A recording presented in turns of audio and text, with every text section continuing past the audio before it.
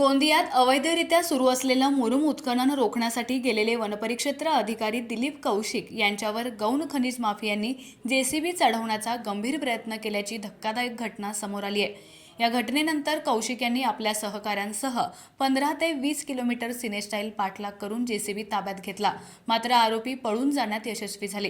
रात्रीच्या वेळी भादुटोला जंगल परिसरात मुरुमाचं खोदकाम सुरू असल्याचं वनपथकाच्या निदर्शनास आलं। वन अधिकाऱ्यांनी विचारणा केली असता जेसीबी चालक आणि त्याच्या साथीदाराने मुजोरी करत जेसीबी थेट वनपरिक्षेत्र अधिकारी दिलीप कौशिक यांच्या अंगावर चालवण्याचा प्रयत्न केला।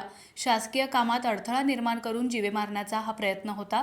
त्यानंतर आरोपी जेसीबी घेऊन पळून गेले। मात्र दिलीप कौशिक यांनी तात्काळ आपल्या सहकाऱ्यांसह त्यांचा पाठलाग सुरू केला।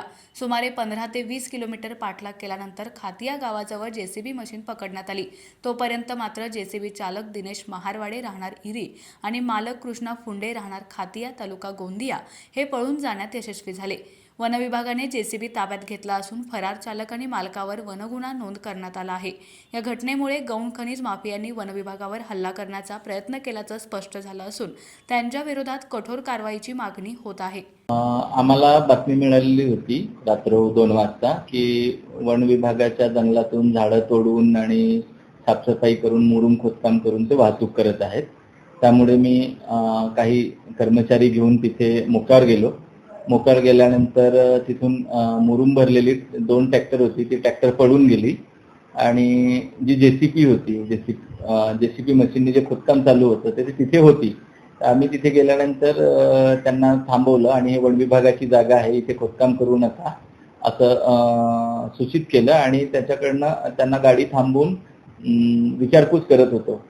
तर अशा वेळी आमच्यावर कारवाई होईल म्हणून त्यांनी अक्षरशः माझ्या अंगावर जेसीपी मशीन घालण्याचा प्रयत्न केला। त्यानंतर मी जेसीपी थांबवण्यासाठी पुढे गेलो असता ते सरळ मला ओढत जवळपास 50 मीटर पर्यंत ओढत घेऊन गेले। मी तिथून उडी मारली जेसीपी मशीन मधून आणि मी वाचलो। जर मी उडी मारली नसती तर त्यांनी पुढे एका झाडाला ठोस मारली तर तिथे मला त्यांनी निश्चितच मारलं असतं। म्हणजे त्यांनी जीवे मारण्याचा प्रयत्न केला आणि ही जी लोक आहेत खास करून मुरुम उत्खनन करणारी किंवा अशा पद्धतीची जी लोक आहेत ती नेहमी गुंड प्रवृत्तीने वागत असतात आणि अधिकाऱ्यांना धमकावून किंवा अधिकाऱ्यांना जीवे मारण्याची धमकी देऊन अशा पद्धतीचं कृत्य करून हे कामं करण्याचा प्रयत्न करत असतात।